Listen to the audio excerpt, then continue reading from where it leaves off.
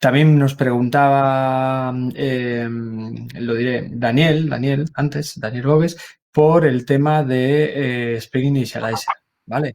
Entonces yo aprovecho, añado sobre esa pregunta.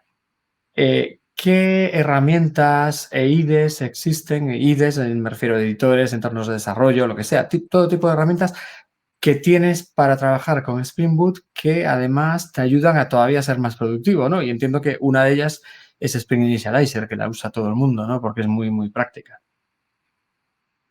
Sí. De hecho, hay un...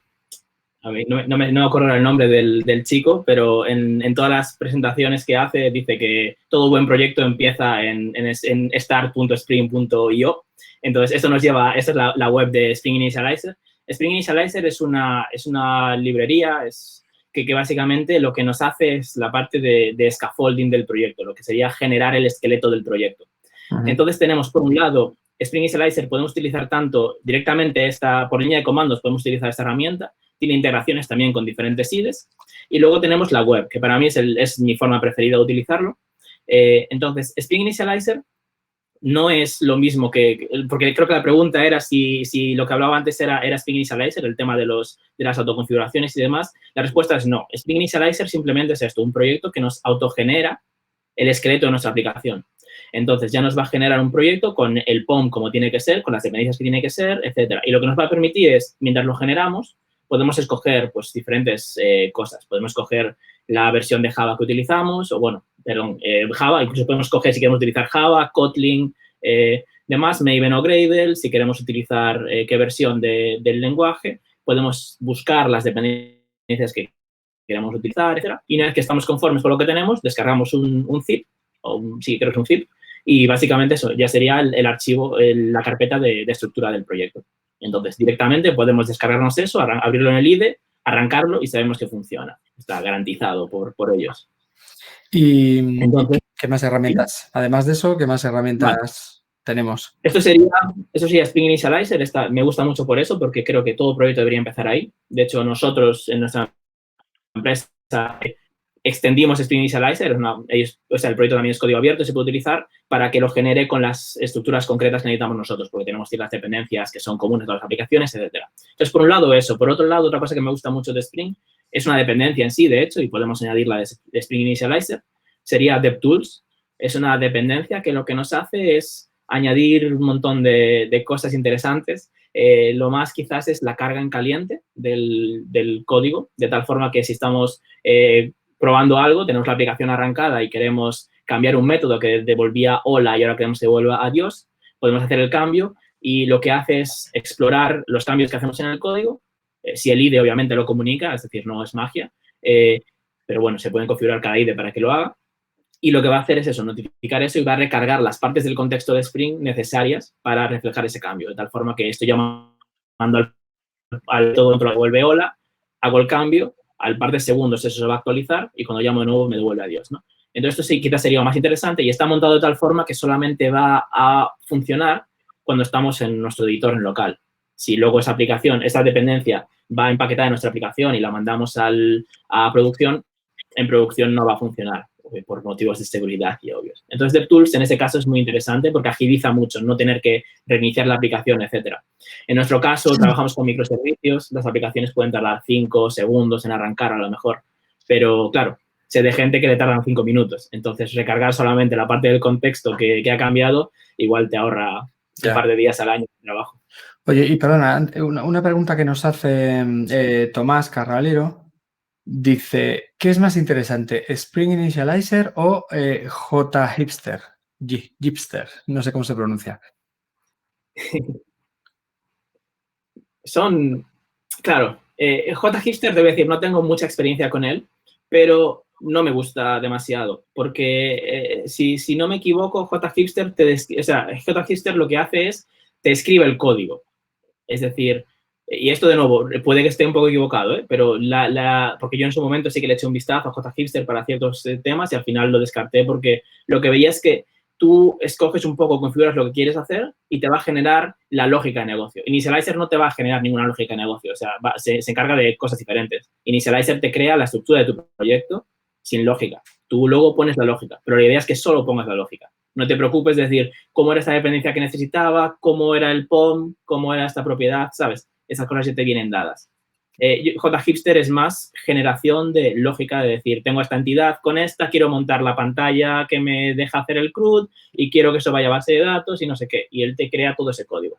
Y a mí lo que no me gusta es realmente que es código. No es generación dinámica, no es generación de bytecode en tiempo de compilación, sino que es generación de archivos .java.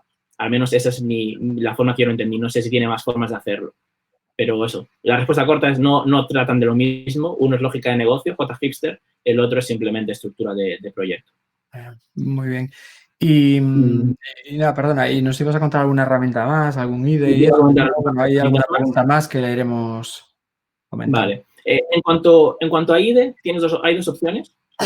La que yo utilizo es la que estoy más acostumbrado y realmente me gusta bastante, es IntelliJ.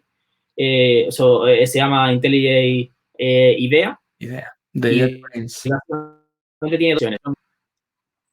Sí, de JetBrains, efectivamente. Y tiene dos versiones. Tiene la versión Community, que no tiene integración con Spring. No pasa absolutamente nada. Es decir, se puede programar igual y yo lo he utilizado muchísimo tiempo. No he hecho en falta nada cuando lo utilizo. De hecho, lo utilizo unas veces por ciertos temas de licencias y demás. Y IntelliJ, la versión Ultimate, lo que sí que da es esta integración con Spring, que básicamente, si no me equivoco, tiene dos cosas. Una que sí que es útil y realmente miento sí que la he hecho en falta, que es el autocompletar de las propiedades. Es decir, cuando tú escribes las propiedades de Spring, incluso las propiedades de tus propios proyectos, si las creas correctamente, como se recomienda en la documentación, es capaz de autocompletarlas y puedes ver mientras escribes qué propiedades estás cubriendo, valor por defecto, incluso la documentación que tenga la propiedad. Y eso es muy útil. Y no lo tienes en la versión de Pega, la versión gratis.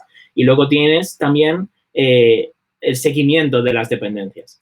Es decir, como comentaba al principio, Spring Framework al final se trata de inyección de dependencias, ¿no? O sea, es digamos, el núcleo del framework y sobre lo que todo está montado. Entonces, a lo mejor yo tengo una interfaz y esta aplicación recibe esta interfaz, esta clase recibe esta interfaz. Y yo quiero saber qué interfaz estoy recibiendo. En la versión Ultimate tienes un botoncito a la izquierda que resuelve eso. No siempre funciona bien, casi siempre funciona bien, pero depende un poco de la magia que hagas, depende de si tus dependencias vienen en tu propio código, si vienen a lo mejor de una librería de terceros, etcétera. Es posible que no lo siga, pero casi siempre lo sigue. Y realmente no se echa mucho en falta, es decir, no es muy difícil tampoco el saber que llega o que no y en el peor de los casos tienes el debugger. Entonces, en casos concretos te puede ser útil, pero por lo general tampoco se echa mucho en falta. Y luego, en caso de que no utilices IntelliJ, existe un proyecto que se llama Spring, antes se llamaba Spring Tool Suite, si no me equivoco, y era una distribución concreta del IDE Eclipse. A mí, personalmente, yo lo probé. Tenía un ordenador de aquellas bastante pepino, o sea, recién comprado, último hardware, en plan procesador overclockeado a tope, y me iba muy lento. Me parecía que era, o sea, Eclipse en general nunca me ha gustado demasiado. Va bien si va pelado, pero cuando le añades demasiados plugins, en mi opinión, va mal. Eso existía antes. Ahora mismo eso ha pivotado y ahora se llama, si no me equivoco, Spring Tools. Spring Tools iban en la versión 4. Y es básicamente una serie de plugins para diferentes IDEs. Entonces soportan Visual Studio, si no me equivoco, y seguro que soportan tanto Eclipse como una versión de Eclipse que es código abierto, que ahora mismo no me voy a acordar el nombre. Pero básicamente eso sería como extrajeron eso como dejaron de ser una distribución estándar de Eclipse y pasaron a ser un paquete de plugins que puedes añadir en tu IDE favorito. Vale. Pero bueno, personalmente, para mí IntelliJ es el mejor framework para Java y para Spring. Sí, bueno, yo conozco mucha gente que dice lo mismo, por algo será. Y la verdad que lo de JetBrains tiene mérito. Vivir de vender herramientas para desarrolladores con los tiempos que corren. Y la verdad que la gente que los prueba suele estar casi siempre encantada. Sí. Vale. Yo, mi recomendación, simplemente, perdón, para quien esté escuchando esto, mi recomendación es si alguien quiere probarlo, no os volváis locos con el Ultimate, pillad el gratuito, probadlo, ver si os gusta y yo creo que está bien. Y si no, bueno, Visual Studio probablemente os guste también. Al final es un IDE. El que os acostumbréis es el que os va a gustar.